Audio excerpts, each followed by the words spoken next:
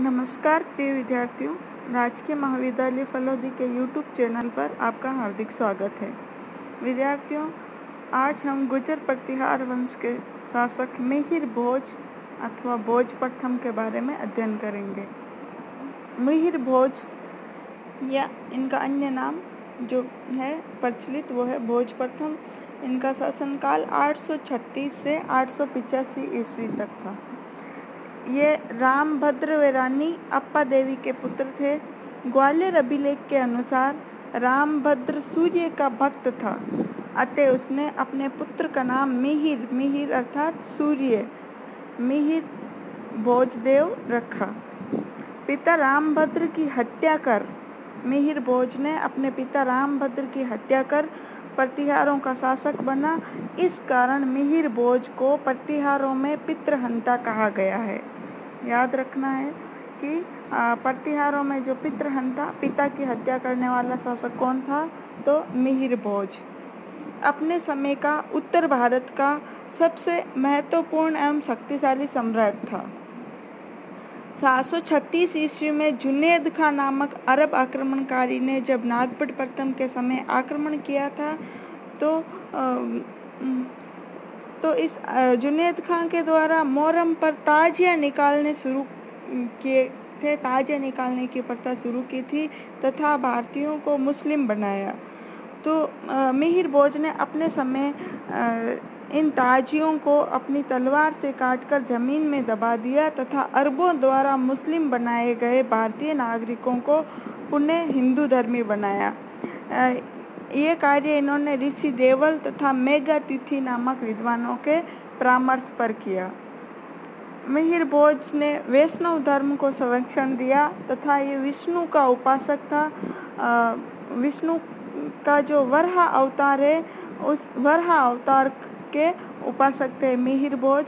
इसलिए इन्होंने क्या किया, आदि वराह ग्वालियर अभिलेख के अनुसार आदि वराह तथा प्रभास पाटन या प्रभास सूर्य दौलतपुरा नाम का ताम्रपत्र है, उसके अनुसार प्रभास पाटन या प्रभास सूर्य की उपाधि ग्रहण की।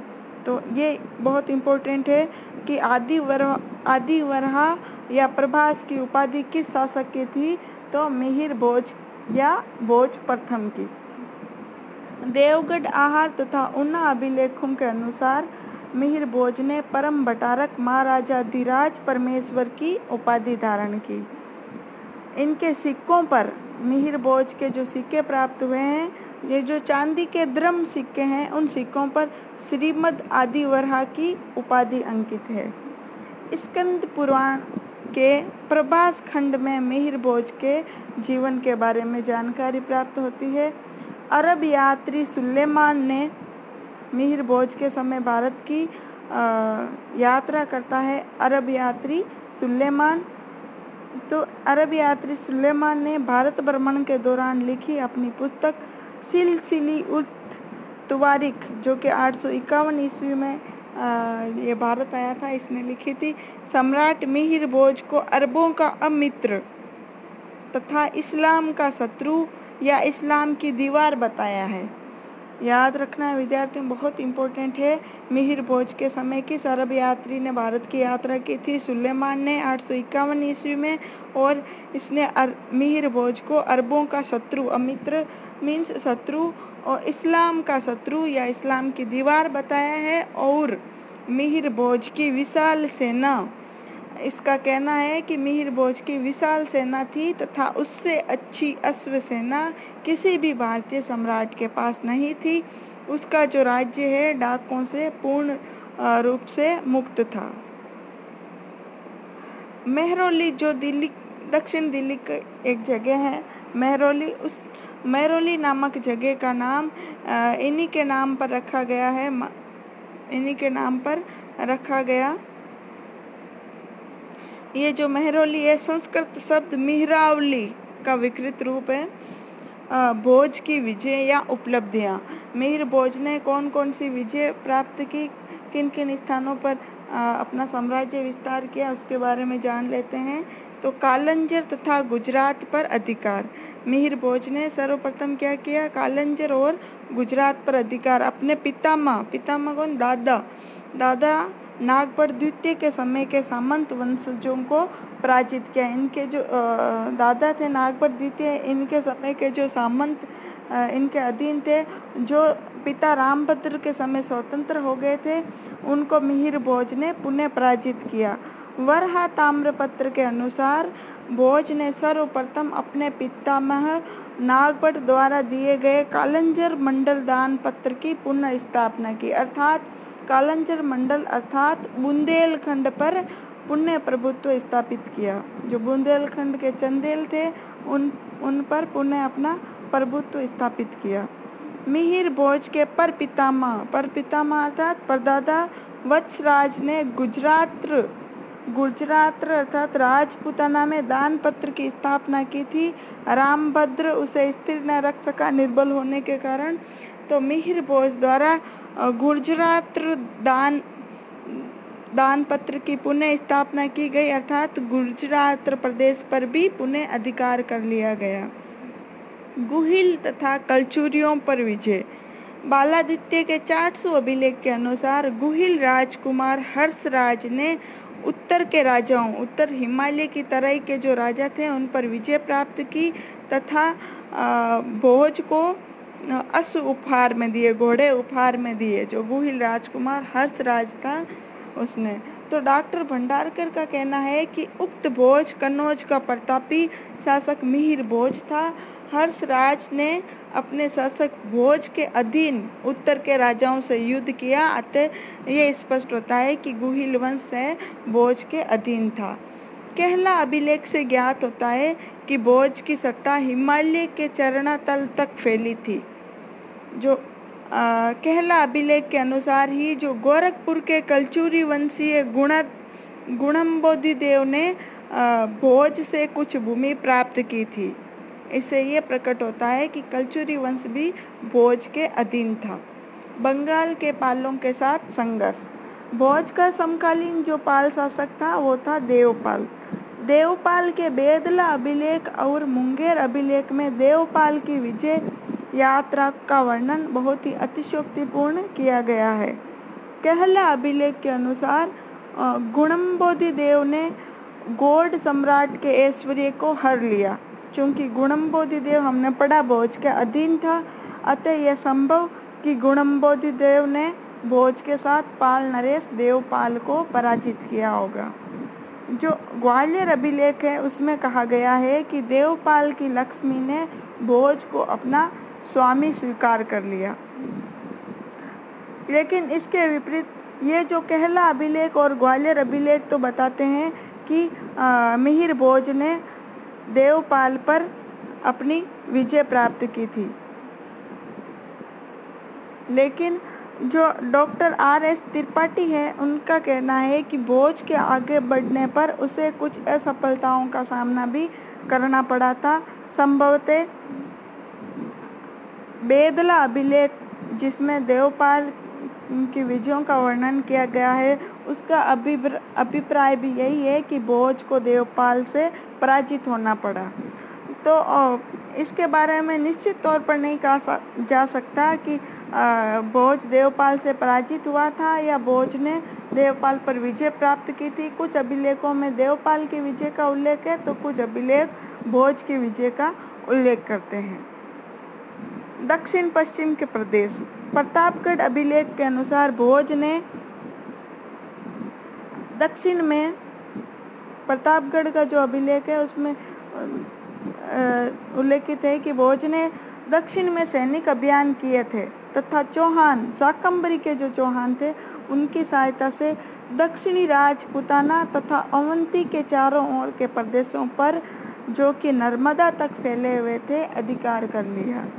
पृथ्वीराज विजय जो कि जयानक का ग्रंथ है उससे जानकारी प्राप्त होती है कि चौमान गुवक की बहन कलावती अपने पति कन्नौज सम्राट मिहिर भोज, जो कलावती के जो पति थे मिहिर भोज, उनके अत्यधिक निकट थी। कलावती के पितामह गुवक प्रथम नागपट द्वितीय का समकालीन था। तो मिहिर भोज ने चौहानों से जो वैवाहिक संबंध स्थापित किए, इन वैवाहिक संबंधों से ही भोज को चौहानों से सहायता प्राप्त हुई। पश्चिम भारत व मध्य प्रदेश पर अधिकार। उन्ना ताम्रपत्र के अनुसार बलवर्मन ने हूणों से पृथ्वी को मुक्त कराया था। डॉक्टर पुरी का कहना है कि बलवर्मन मिहिर भोज का सामंत था। स्कंद पुराण की वस्त्रापत महात्म्य के अनुसार, जो स्कंद पुराण का वस्त्रापत महात्म्य नामक खंड है, उसके अनुसार वनपाल ने भोज को सूचना दी कि गिरनार के जंगलों में एक अत्यधिक सुंदर हरिणीमुखी नारी रहती है। भोज ने उसे प्राप्त करने के लिए रेवतक के वनों में अपनी सेना भेज दी तथा उस परम सुंदर नारी को कान्यकुब्ज अर्थात कन्नौज ले आया। इससे स्पष्ट कि भोज ने सूर क्षेत्र तक अपनी सेनाएं भेजी थी। जो गिरनार का जो सूर क्षेत्र ये गुजरात में पड़ता था, अतः ये स्पष्ट कि पश्चिम भारत गुजरात तक इसका भोज का जो है अधिकार था। 919 ईस्वी के देवगढ़ लेख से ज्ञात कि देवगढ़ अर्थात झांसी के प्रदेश में भोज ने विष्णु राम को अपना महासामंत नियुक्त कर रखा था। 932 ईस्वी व 933 ईस्वी के ग्वालियर अभिलेखों के अनुसार ग्वालियर प्रदेश में भोज का एक अन्य पदाधिकारी अल कार्य कर रहा था। अतः स्पष्ट कि झांसी और ग्वालियर के प्रदेशों पर भी भोज का अधिकार था, क्योंकि यहाँ पर भोज ने अपने जो अधिकारी नियुक्त कर रखे थे। तो ये स्पष्ट ही है कि झांसी और ग्वालियर के जो प्रदेश है उन पर उसका अधिकार था, तभी तो वहाँ पर अधिकारी नियुक्त कर रखे थे। राष्ट्रकूटों से युद्ध। बगवा अभिलेख के अनुसार राष्ट्रकूटों की गुजरात शाखा के दुर्र ने गुर्जरों की शक्तिशाली सेना को युद्ध में सुगमता से पराजित कर दिया। तो बगवा अभिलेख का कहना है कि भोज है गुजरात शाखा के जो राष्ट्रकूटों की गुजरात शाखा का जो शासक था दुर्र, उससे भोज पराजित हुआ था और संभवतः भोज की पराजय 867 ईस्वी में हुई। लेकिन 888 ईस्वी का जो बगवा अभिलेख है उसके अनुसार राष्ट्रकूटों के गुजरात के सामंत ने उज्जैनी में शत्रु को पराजित किया। चूँकि प्रतिहार और राष्ट्रकूट परंपरागत शत्रु रहे थे वत्सराज के समय से ही, तो इनमें होने वाले जो संघर्ष है तो कभी विजय प्रतिहारों को तो कभी राष्ट्रकूटों को मिलती थी। परंतु भोज ने अपने शासन के अंतिम समय में राष्ट्रकूट वंश के कृष्ण द्वितीय को हराकर अंतिम रूप से कन्नौज पर अपना अधिकार जमाया, अर्थात पुण्य कन्नौज को प्रतिहारों की राजधानी बना देता है भोज प्रथम या मिहिर भोज। राष्ट्रकूट शासक कृष्ण द्वितीय को पराजित कर मालवा को प्राप्त किया। भोज प्रथम या मिहिर भोज प्रथम गुर्जर प्रतिहार शासक हुआ जिसने राष्ट्रकूट शासकों को पराजित किया, राष्ट्रकूट शासक कृष्ण द्वितीय को पराजित किया।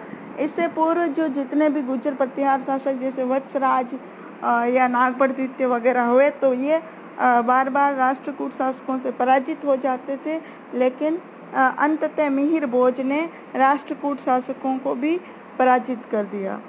उत्तर पश्चिम में अभियान। सतलज नदी के पूर्व की ओर के क्षेत्र अर्थात अपने साम्राज्य से जो लगे हुए उत्तर पश्चिम के जो क्षेत्र थे उन प्रदेशों पर भी भोज ने अधिकार कर लिया। पहवा शिलालेख जो कि करनाल पंजाब का है, उसके अनुसार कुछ अश्व विक्रेताओं ने स्थानीय बाजार में कुछ घोड़ों का व्यापार किया और इस शिलालेख का कहना है कि ये जो घोड़ों का जो व्यापार है स्थानीय बाजार में घोड़े विक्रेताओं ने किया, ये भोज देव के शुभ एवं विजयी शासन में किया। अतः स्पष्ट कि इन क्षेत्रों पर भी भोज का अधिकार था। कल्हण की राजतरंगिणी के अनुसार भोज ने थक्कीय वंश के राज्य के कुछ भागों पर भी अधिकार किया। डॉक्टर सत्य प्रकाश का कहना है कि ये भाग अविभाजित पंजाब के पूर्वी भाग अथवा हरियाणा के मध्यवर्ती भाग हो सकते हैं। भोज का साम्राज्य विस्तार अर्थात भोज का साम्राज्य कहाँ से कहाँ तक फैला हुआ था। उत्तर में हिमालय से लेकर पूर्व में पाल साम्राज्य की सीमा तक तथा दक्षिण पूर्व में कौशाम्बी तथा दक्षिण में बुंदेलखंड से लेकर पश्चिम में राजपूताने के बहुत बड़े भूभाग पर भोज प्रथम का साम्राज्य है फैला हुआ था। भोज का शासन प्रबंध अरब यात्री सुलेमान, जिसने भोज के समय में भारत की यात्रा की थी, इसके अनुसार भोज का जो साम्राज्य था आर्थिक दृष्टि से संपन्न था तथा सुसंगठित एवं सुशासित था।